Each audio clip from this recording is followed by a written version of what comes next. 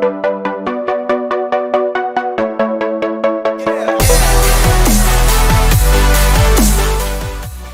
seems that almost every year during Prince's incredible career has a major event or important release to go along with it, and the year of 2007 is certainly no exception. This is the 21 Nights in London era. The year begins with Prince deep into his 31-21 residency in Las Vegas, Nevada. Prince had started the run in November in a purpose-built club called 3121, and the run ended in April 2007. But in February of 2007, Prince took time out from the residency to perform the small matter of the Super Bowl halftime show. This performance has gone down in history as the greatest ever halftime show without equal, and one of Prince's most iconic ever performances. Prince put on a spectacular show with a huge cymbal-shaped stage, beautiful lighting, marching band and fireworks, all in the pouring rain. The image of Prince in the rain with his purple cymbal guitar silhouetted against a giant sheet have become iconic and legendary. When asked by the show's producer if they were okay to perform with all the rain, Prince famously quipped, "Can you make it rain harder?" According to Mr. Hayes, it was raining so hard they almost fell over numerous times, and although the instruments worked during the performance, afterwards they wouldn't turn on again. So a residency in Vegas and the greatest ever Super Bowl halftime show. Most artists would be happy for that in an entire career. But Prince wasn't most artists. It was only April. Plenty of time for other projects. That next project was to stage another residency, this time in London in the summer, but not in a small venue or club. This time Prince chose the recently opened O2 Arena, which had been converted out of the former Millennium Dome in North Greenwich, East London, a state-of-the-art arena with a 20,000 seat capacity. Welcome to 21 Nights in London. Yes, Prince announced 21 nights at the O2 Arena and also after-show parties for every night at the O2 smaller venue, the Indigo 2. The residency would begin on the 1st of August and last through until the 21st of September. Also dubbed the Earth Tour, as Prince was promoting a new album, Planet Earth, which would be given away free with every ticket sold. The album itself was launched in July ahead of the tour, being given away as a free cover mount with the Mail on Sunday newspaper in the UK only. In 2017, the 21 Nights celebrated its 10th anniversary, and I asked members of the UK Purple Army to share their memories on this extraordinary event, which still remains a record for the O2 Arena, hopefully never to be broken.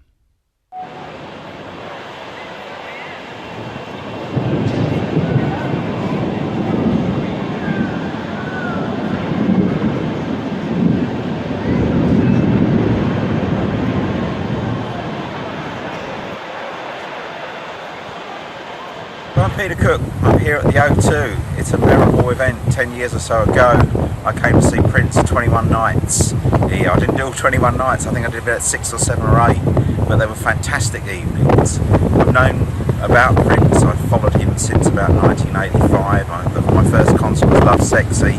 I had a gap with the children for a little while, but I came back sort of around 2000 mark and I've followed him consistently ever since. And in 2007 I went to quite a lot of the big shows and 1 or 2 of the after shows, which were really, really special. So the after shows were really amazing, and one of the best shows I've ever been to was at the Roundhouse, where I was 2 or 3 rows away from him, but actually these shows were brilliant. However, this whole thing tested my willpower to love Prince, because 2 things happened.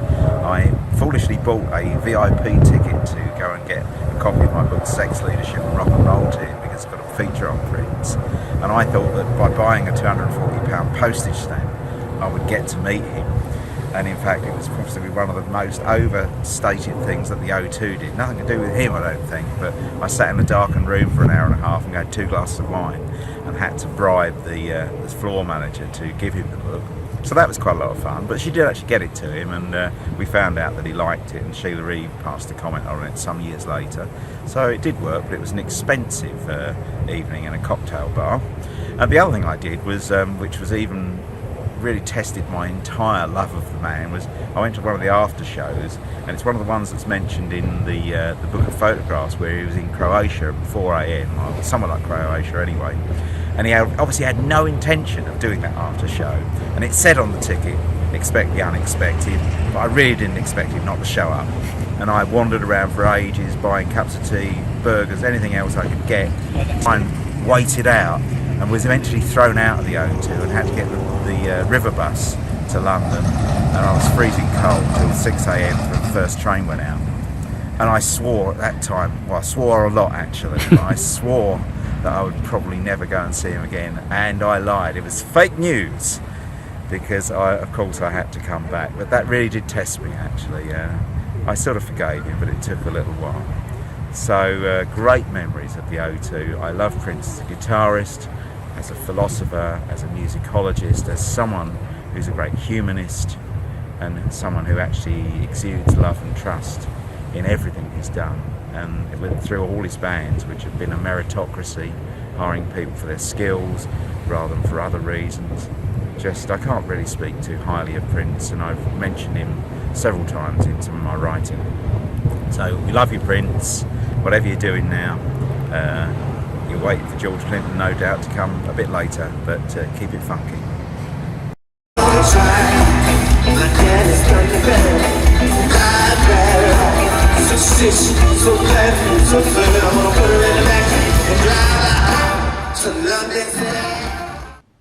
Hi, it's the NIGHTCHILD, and I've been asked to say a few words about the London O2 concerts in 2007.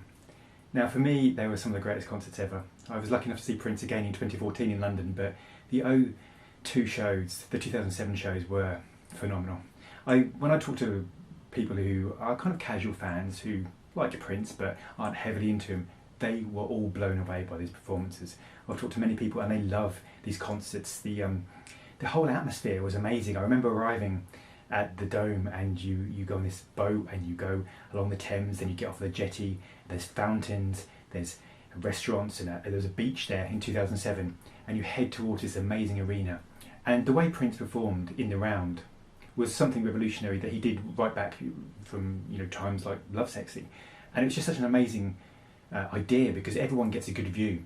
I remember the first concert I went there, I was almost level with the stage, almost sort of underneath the stage almost, and you see the showmanship close up. It's phenomenal, but then being above, high up as well, and then looking down on the lights, that was also phenomenal.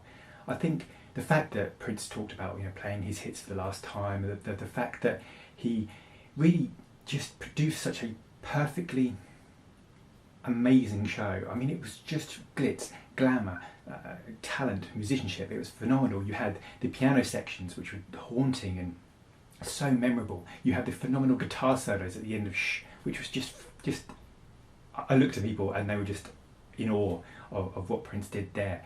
The whole excitement, the way it makes me feel is phenomenal. I have this kind of emotional reaction to the 07 shows that just is undescribable.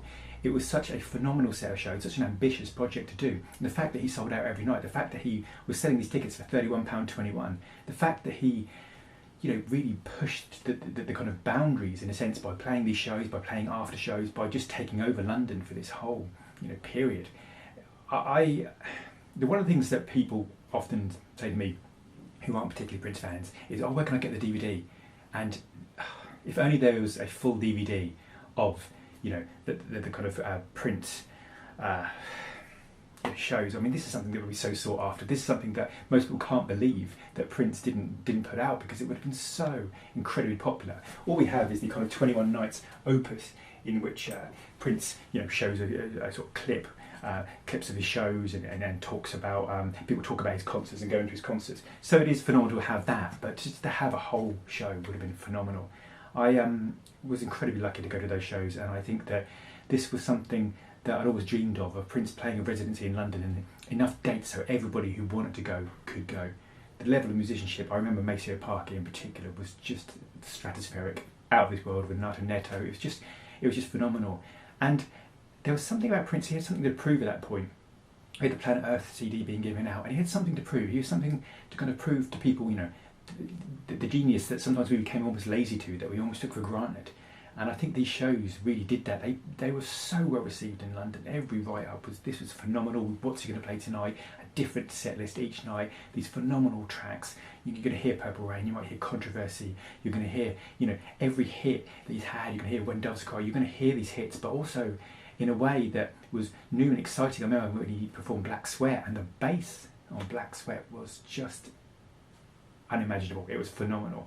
I could talk about the show honestly for hours, but just to say it was such a special time. I don't think I've ever felt that level of excitement really at that time, and possibly apart from the 2014 Hit and Run shows, but the 2007 shows was just, there was an electricity in London. You know, this was something, the Prince took over London, and it was all about Prince. To see the posters of Prince everywhere, to see, you know, these songs, this performer at his peak, and it was just unmatchable.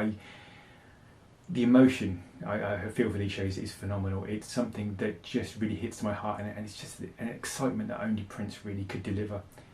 These are just absolutely phenomenal shows, and I was so lucky to go. And I want to thank the great man himself, Mr. Ant's Prince channel, because he's a phenomenal guy and he's doing so much work for the legacy of Prince. He really is. He's really, you know, just carrying on the legacy, and his A to Z that he's doing at the moment is just amazing. So it's really worth checking out. He's an amazing guy and a real asset to the Prince community. But I just want to say finally that if you were lucky enough to see these shows, you know, tell us about these shows. What were your memories of these shows? What did you experience? How did you feel about it? And if you didn't go, you know, was that something have you seen clips? Have you seen songs? You know, because this was just Prince in the house. This was amazing. The after shows, you never knew who was going to turn up, or what he was going to do, and the shows, you never knew exactly how he was going to perform them, or what songs he's going to pull out.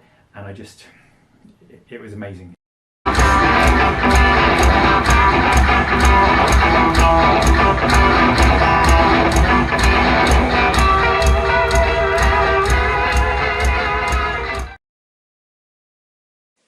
Hiya, my name's Greg White, Funky Mr G on Twitter and Facebook, and I'd like to share a short, if I can, memories of Prince's 21 night stint at London's O2 Arena back in the day. I mean, the first thing I could say, I've got to try and keep this as short as possible because I could go on and on for a long time, but firstly it was wow. I mean, at that period of time for Prince to announce that he's going to be in London, my home city. I'm just outside of London, so for him to announce that he's going to be at London's O2 for 21 nights, which is like a 20-minute train ride for me, was the excitement was hard to control. You know, it really was an amazing time for Prince to choose London, for him to be so near, give me the opportunity to see him, and I took that opportunity really with both hands. I mean, it was. I think I managed to grab tickets to a couple of nights, and it was probably one of the luckiest times in my life, really, with regards in relation to Prince, because I actually managed to win tickets twice on Capital FM, one of the major radio stations in London, and I won two sets of tickets to see him. I think one of them was the opening night, and another one was further down on the 21 nights. I also went along, and it was at a period where I took some other people with me because I went so many times. Obviously, I was asking people to come along with me and sharing the experience. So I went along with my dad and his partner. I went along with my partner. I went along with friends, just so they could get the experience of it. And literally, you know, 21 nights. You got to think to yourself, actually, for someone, any artist.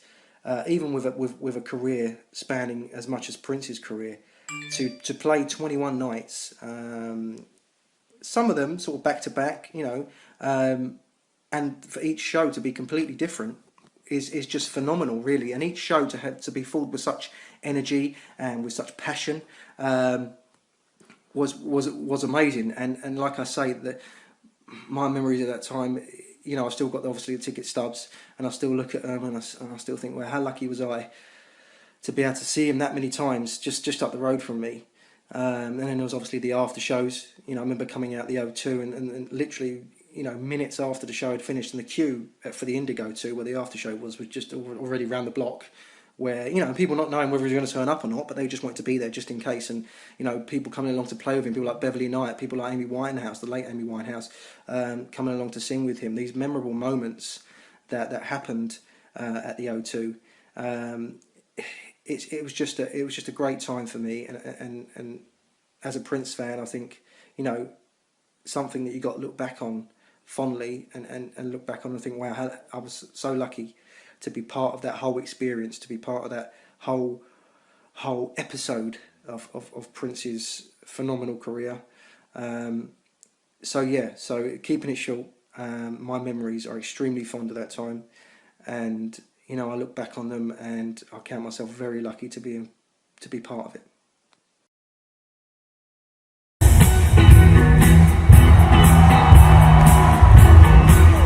Come on, man.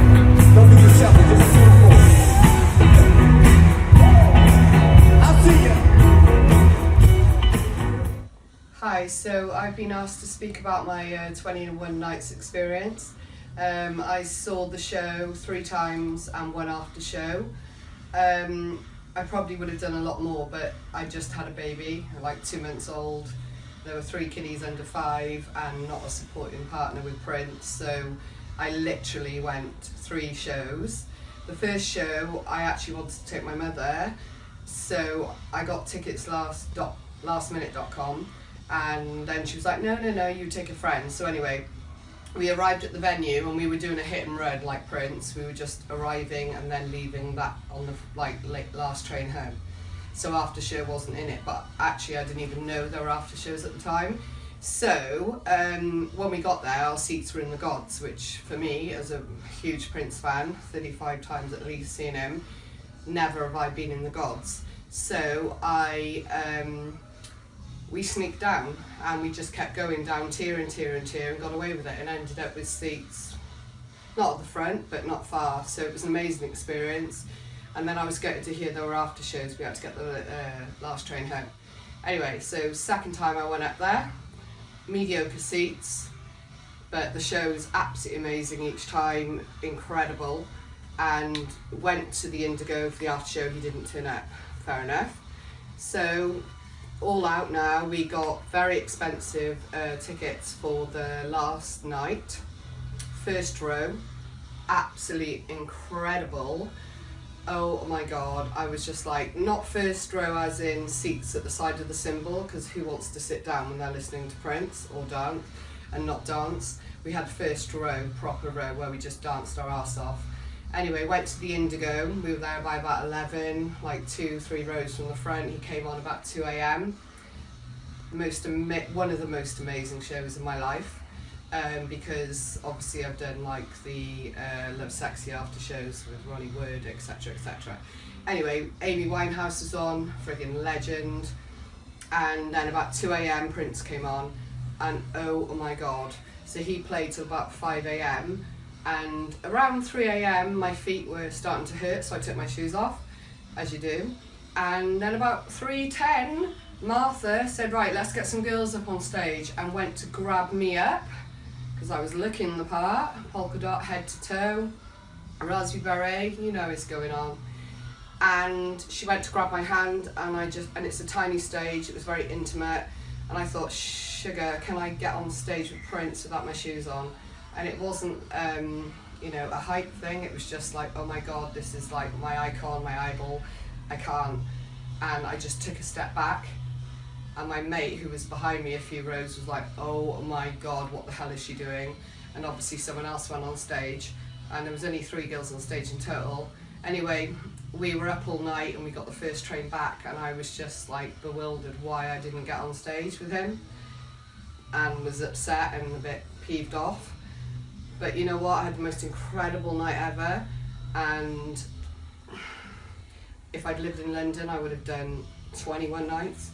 I met someone on the train who did like 19 nights, but you know what, because of circumstances at the time, I probably would have done far more many nights, but 3 nights and 1 after show, especially being The last night, first row, and then after show at the front, getting a chance to go on stage and then not doing it was gutting, but do you know what? I've had more special experiences with Prince since. So peace and be wild, motherfuckers. Love you.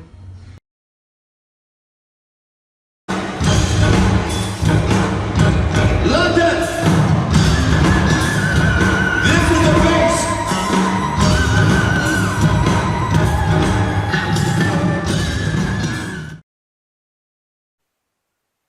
21 Nights in London. The concerts. It was 2007, 10 years ago. It was 12 years since I'd seen him play live. I'd seen every tour he'd done between 86 and 95. I couldn't wait. We had tickets for the 1st of August. There are the tickets. You'll notice one is untouched. That's a long story, teenage fallouts and what have you. We went to see the 1st of August. It was fantastic. There was a family wedding on the 4th, so we combined two things. We travelled from North Wales down to Windsor and went to the O2. The tickets next to it are the after-show party tickets. The tickets underneath are the tickets for the 21st night. We didn't have tickets for the 21st night. I was helped out by Tony, Go Flash Go as we know him. He helped me source some tickets, and the last night was a special night. So, 21 Nights in London. There's the book. There's the free CDs. You can tell the free CDs, they don't have Daily Mail written on them. And there are the tickets for the after-show party, Amy Winehouse, Beverly Knight, and all. The programme for the show. Very, very special memories. I even have the carrier bag from the O2. It's the only time I've ever been to the venue. And of course, the 21 night book. On the first night, there was the very infamous acoustic set, which came on a long time after Prince left the stage and everybody left the concert. Well, I say everybody, 2/3 of the venue was probably empty. Prince came on and did a 20-minute set, just him and an acoustic guitar. It was special. I have bootlegs of that night, but nobody seems to have a copy of one that lasts for the extra 20 minutes. I bought this t-shirt on the first night, 21 Nights in London. I loved the t-shirt. Little did I know that after one night of the show, he would take this t-shirt off sale. There's a story behind it, but is it true? Apparently he saw somebody wearing it the following night, didn't like the look of it, and therefore took it off the sale. Here's the t-shirt.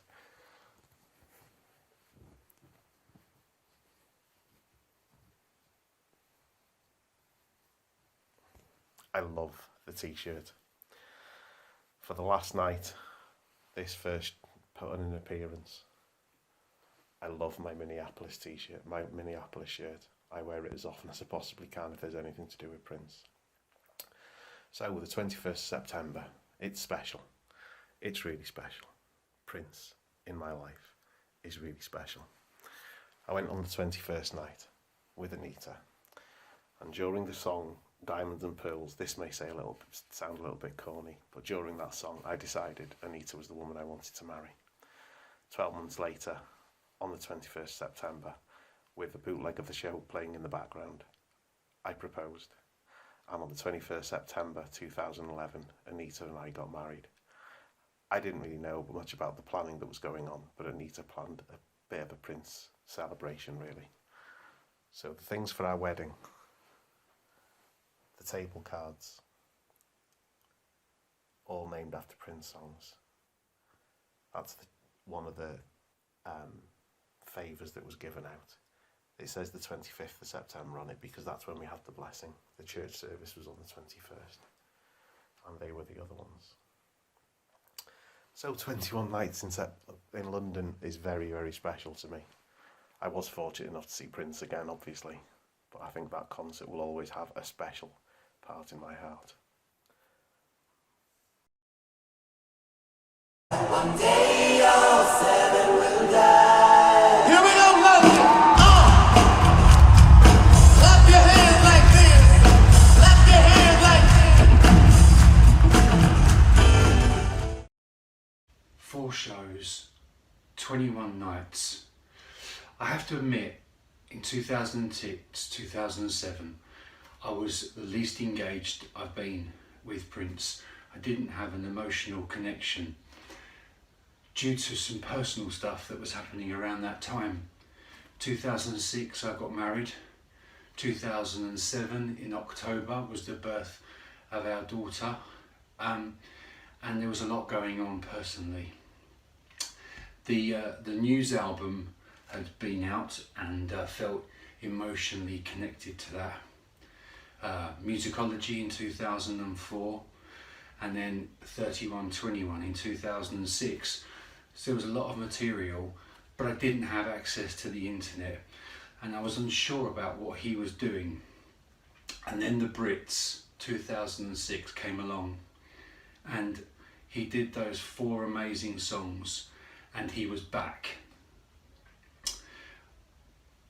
Just before that, there was the residency at Vegas 3121, and just the thought of going to see him then was just incredible. But you know, finances are what they are, and I was never able to really get there. So the Brits gig was incredible. Couldn't believe the energy. Sheila Ree was there, Wendy was there. It was just an amazing gig. And so that began the excitement of what was to come with the 21 Nights launch. What do I remember from the opening night? Purple Rain, opening song. Oh my God. What, I couldn't quite believe what I was hearing. He was chatty, he had ad-libs, he played Planet Earth. There was an energy in the room that was like no other. There was a real party atmosphere. My tickets weren't great. I was mid-tier, I was a long way away, but I was able to appreciate the whole stage, the lighting, the dancing, and everything apart from that. And I just couldn't quite believe it. I remember leaving, and everyone started to walk out. The lights went on, as they do, to tell you the concert was finishing, and then there was this noise, and the lights went back down, and on he came, and I scampered back quickly and caught what I can only remember being was Le Freak by Chic. It was incredible. It was like the 3rd time he'd been on the show. The 14th of August show was mind-blowing. I was 6 foot away from the stage on the ground floor at the top of the cymbal, the circle end of the cymbal. I saw him come on in the box, I saw him leave, and he came within 6 foot of me several times. The only downside being is that you couldn't see everything. You could only see it when he was close by or the dancers were in that area. But the excitement on that show was just incredible. The highlights for me were musicology, guitar, and Forever in My Life. Wow. My next gig I remember was the 24th of August. Mid-tier, and he came on stage and said the immortal lines that someone had been sleeping in his bed. He was referring to the Rolling Stones, who were doing gigs. It was incredible performance again. Play That Funky Music was great, with Common supporting him, and he came on. The last show I remember was A While to Wait, and I was reading everything online about what was happening. It sounded like he was going through the motions a few nights, but there were some real highlights, and it helped because the show was different most nights, with the set being varied. And on the 20th of September I went again, and he played Money Don't Matter Tonight, and that was the highlight for me. It was a long show. I remember it being a long show, and it was difficult because my wife was due to give birth in a month, and so I was kind of with her, watching her, making sure she was safe. We were mid-tier, it was quite high up. It was a long show. He was 2 hours on, and I came away from that mentally exhausted. The production, the atmosphere, walking into the O2 and the merchandise, I'll never forget those nights. And I regret not going to the after shows, clearly, but boy, those 4 shows in 21 nights for me will live long in my memory. Welcome to my party.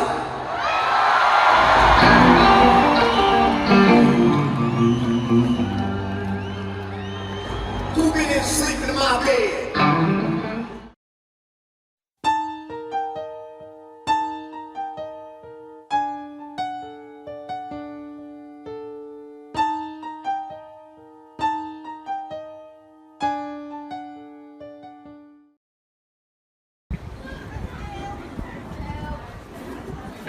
Film a cavity. Oh, great leader. Fill your boots. Hold your men, fill them all. I'll bet you man. They never grow old though, do they?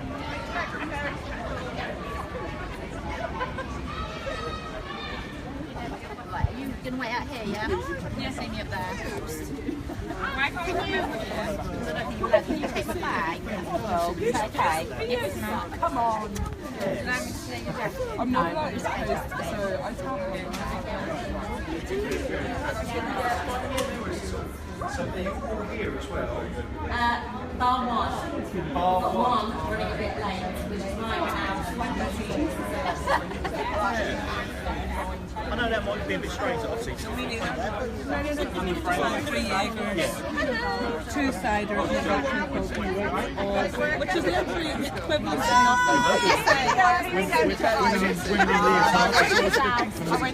nothing. Give us a wee photograph. No, he's Facebook. I'm live. Live. Don't be live. There he is. Don't be that live.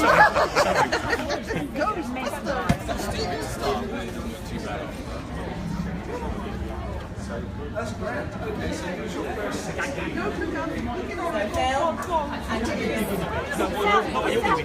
Team 2. Team 2.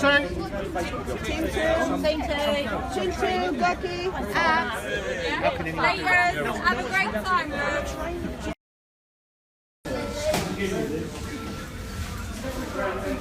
Oh, sorry, I'm not good enough for you then.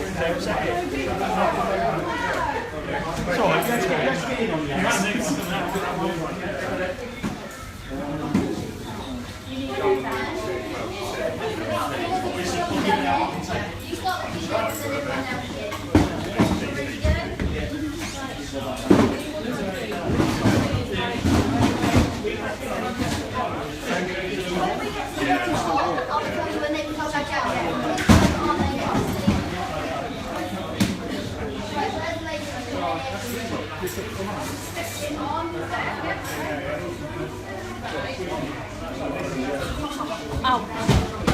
It's not very big on that. I'm never ready.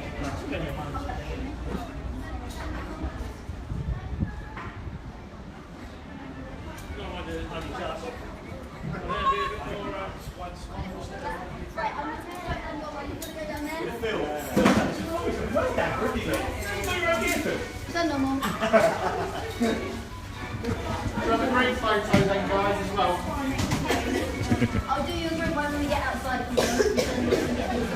I'll take pictures later. Straps up. Is this snoggy enough?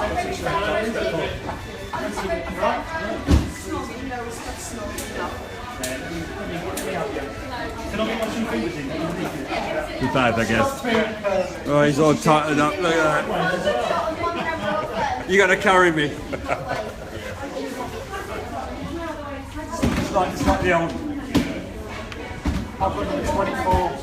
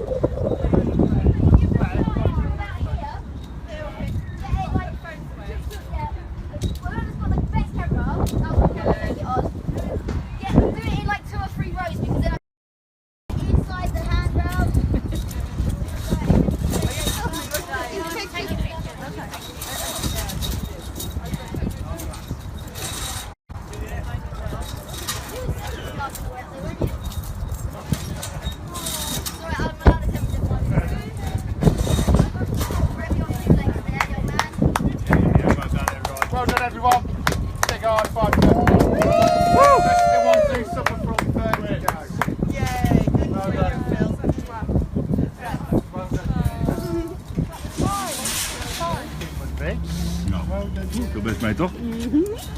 Nu nog terug. Do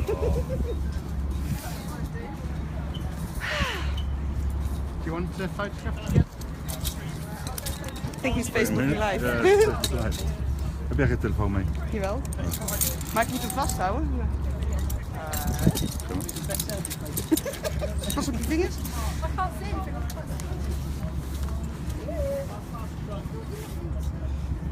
We're going to ask Claire nicely if she'll take one of us all as well. She can do it, yeah. Right, where do you want to go? I think that's nice. It's a nice view that way. So if you go near the edge. Not too far. But we have to remove Scott. This is my Dutch friend. This is my son Alfie and my wife. This is her Jan. Hi. Hello. How are you? This is Phil. How are you? Cecil in the background there. Just to prove that I've done it. Is my mum there? Right.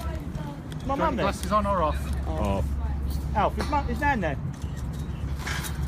Is Nan there? Hello? Hold on. There you go, that's Thank you. Thank you. Right, I'm going to get off and I'm going to take some photos. Get your hair back up. Hello? Lost connection. Hello? Hold on, Greg. What's the score?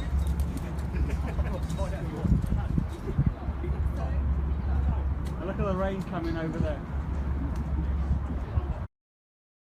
I'm just going to walk around. Yeah, just randomly.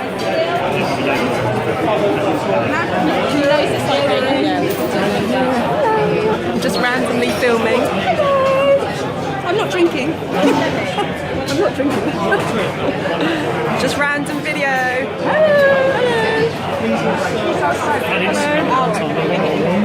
I still need getting all these like pictures out of it. I was like, Just say hello for the 21 Nights video.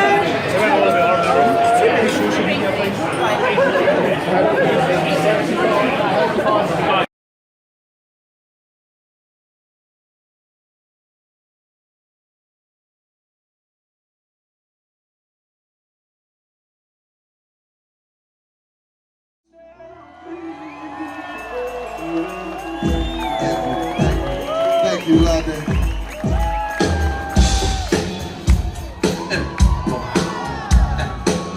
Show your love for Carmen, y'all.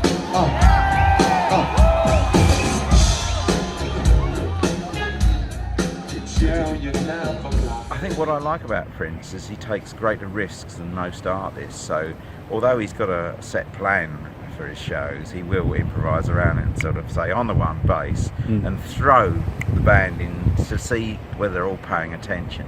And I like the fact that he does that because I've got a friend of mine, he's a session musician, he's played with Celine Dion, and she actually, of course, at the end of their show goes around the band, the drummer has a piece, the bass player has a piece, the keyboard player and everything, but it's a set pattern and they know exactly what they're going to do, and she looks like it's sort of on the fly, but I love the fact that he's got 300 songs and then he calls them off, and sometimes if he's in the mood, you know, they have to jump, and having spoken with people like Sheila Ree and George Clinton and his bass player, they have to be ready to expect anything really, and he keeps them on their toes, and doing that in an arena is a massive risk for him, because if it goes wrong there's 20,000 people watching.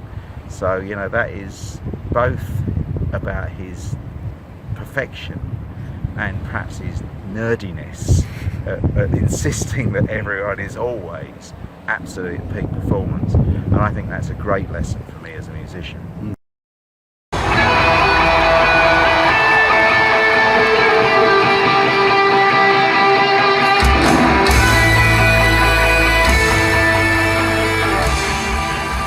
Everything is filmed because you saw it on the big screen, so there's footage probably maybe still in the vault, we don't know, footage still out there, and if anything deserves a kind of a repackage, it's the O2 shows, to have some DVDs, different concerts, different shows, to have that, you know, it is just phenomenal. Obviously we have the 21 Nights book, which is phenomenal, and it's got a glossy sort of book about Prince's sort of time at the shows, and that is phenomenal. And God, I'm tempted. I've got to get it out. I'll go.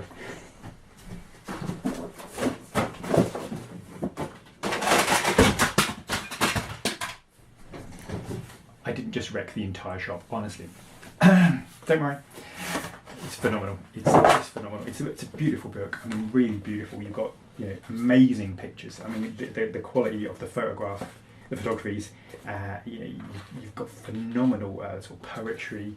It's just, I love it. I know it's very kind of aesthetic, but it got some lyrics. It's a great book, and obviously you get the CD at the back with the 21 Nights, which is just amazing, really amazing. So it's good to have that memory, but to have a DVD, that would be phenomenal.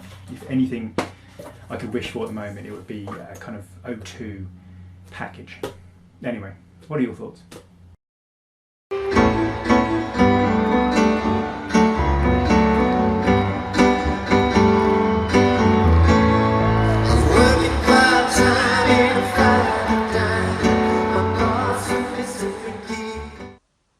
So as I mentioned, I won 2 tickets on Capital FM during the 21 Nights at the O2 in London, and they was running a competition at the time. Capital were running a competition to be their inside reporter type thing at numerous gigs that were happening across London at that time, and this one was obviously based around Prince. It was basically just a text in as quick as you can when you heard a Prince track, and I obviously heard the Prince track. I've kept my ears peeled to the radio station pretty much for the majority of the day, and tried to hear that Prince track and get in as quick as I could. Anyway, I was lucky enough to get in, and I won the 2 tickets for that. But obviously, as part of the competition, I had to be their inside reporter for that particular gig. I think this was for the opening night. So I went along and saw the show, met 2 guys from Capital there. That went with them to the seats. It was just myself and 2 other reporters, and watched the show. And then afterwards, they interviewed me briefly. It was only for about a minute, but about my thoughts on the show and how I thought it went, and obviously rave reviews as expected. The second set of tickets I won was a different kind of competition. It was to you had to text in again based on Prince song titles, how you was going to get to the O2, or how you felt about going to the O2, if I remember correctly, to see Prince. And I had to make up a cheesy rhyme to which to, if I remember correctly, went something like, "I'm feeling delirious as I jump in my little red Corvette down past Alphabet Street and head straight into the O2." And that was my rhyme that I texted in, again taking a chance and thinking, no way I'm going to win again. And then I got a call from Capital, and I had to repeat this rhyme on air to the DJ at the time, and then they gave me the second set of tickets. So that was my 2 experiences. Again, if you believe in fate, then I think they had a huge part to play. The fact that I'm a huge Prince fan, the fact that he was playing in my hometown, and the fact that I won 2 tickets on Capital was insane. So yeah, just adds to the memories of that time that Prince played 21 Nights at London's O2 Arena in 2007.